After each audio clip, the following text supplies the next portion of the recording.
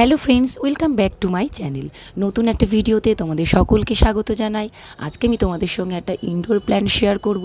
এই গাছটা কিন্তু তোমরা ইনডোর আউটডোর দুভাবেই রাখতে পারো। তো চলো কোন গাছ আজকে দেখে নিই।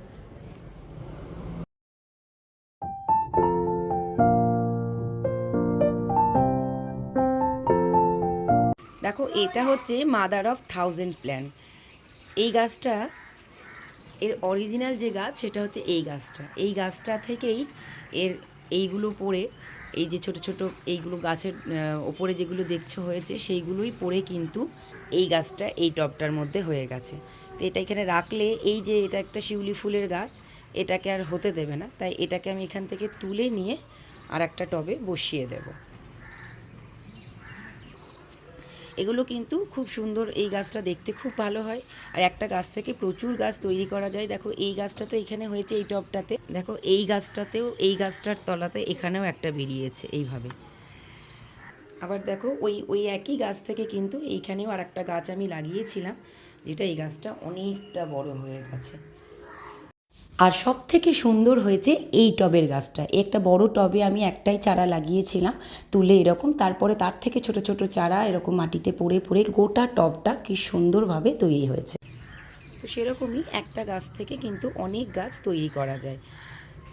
দেখো এই গাছটারই নিচেই কতগুলো গাছ পড়ে আস্তে আস্তে তৈরি হচ্ছে। এইটা একটু অনেক পুরনো হয়ে গেছে, গাছটা অনেকটা বয়স হয়ে গেছে, সেজন্য এরকম হয়ে গেছে। তবে এখনও আবার ওপরের দিকে উঠছে, আবার এর থেকে তৈরি হচ্ছে। তো এই গাছটা কিন্তু এইভাবে খুব সহজে বড় হয়, খুব বেশি রোদ লাগে না, হালকা রোদে রাখলেও হয়। ঘরেও রাখতে পারো, বাইরে ব্যালকনিতেও রাখতে পারো।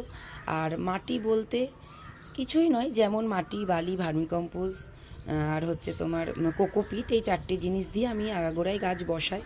তার মধ্যে মাটি 60%, 20% বালি, 10% কোকোপিট আর 10% ভার্মিকম্পোস্ট দিলেই কিন্তু গাছটা লেগে যাবে।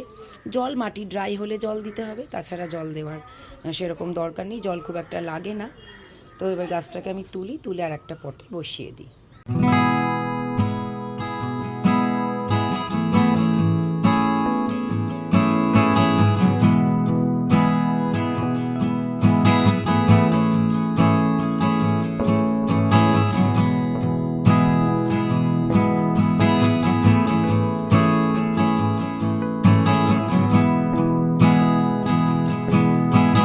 তো দেখো এই গাছটা আমি তুলে নিয়েছি, এবার আরেকটা পটে আমি ওকে বসিয়ে দিচ্ছি। গাছ লাগাতে গেলে এইভাবে একটা কোনো কিছুর সাহায্যে এইভাবে করে নিয়ে তারপরে দেখো গাছটাকে আমি বসিয়ে দিচ্ছি।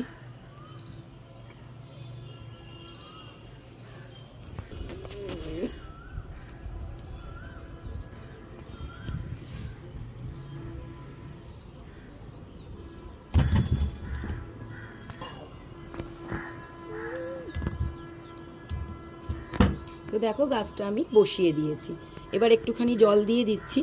তো দেখো মাটিটা আমি একটুখানি জল দিয়ে ভিজিয়েই রেখেছিলাম যাতে গাছটা লাগাতে সুবিধে হয়, আর একটু জল দিয়ে দিচ্ছি, একটুখানি ভর্তি করেই জলটা দিয়ে দিলাম, যাতে একদম প্রথমবার জল দিলে তখন একটু ভর্তি করেই দিতে হবে। এরপরে যখন মাটিটা পুরো ড্রাই হয়ে যাবে তারপরে হাতে দিয়ে চেক করে তারপরে কিন্তু জল দেব।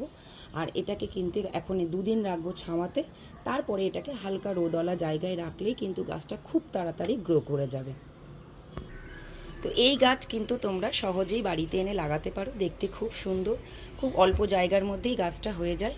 আর এই গাছটার খুব একটা একদমই পরিচর্যা করতে হয় না।